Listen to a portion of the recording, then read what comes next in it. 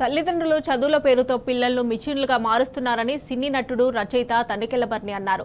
సంగారెడ్డి జిల్లా నందిగామలోని రెసోనెన్స్ గురుకుల స్కూల్ వార్షికోత్సవ కార్యక్రమానికి ఆయన ముఖ్య అతిథిగా హాజరయ్యారు. ఈ ప్రపంచంలో జ్ఞానం కంటే ఎక్కువ ఏదీ లేదన్నారు. ఎన్ని డబ్బులున్నా, తరగని బంగారం ఉన్నా జ్ఞానం లాంటి నిధి మరొకటి లేదన్నారు. విద్యతో పాటు లోక జ్ఞానం ఆయా రంగాలపై విద్యార్థులు ఆసక్తి చూపాలన్నారు. భవిష్యత్తులో కష్టాలు వస్తే అధైర్యపడకుండా ముందుకు సాగాలన్నారు. జీవితంలో కష్టపడిన ప్రతి ఒక్కరూ సరైన ఫలితం సాధిస్తారని తనికెళ్లబర్ని అన్నారు.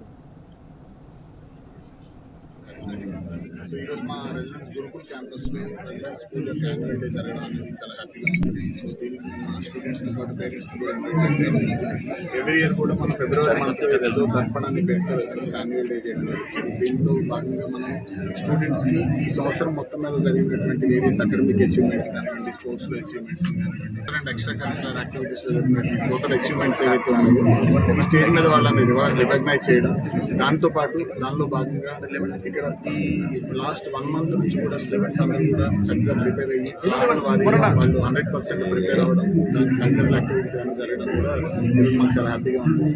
తల్లిదండ్రులు ఎంత గౌరవించుకోవాలి, ఎంత ప్రేమించాలి, వాడి రుణం తీర్చలేము అని పిల్లలకి బోధిస్తున్న క్రమంలో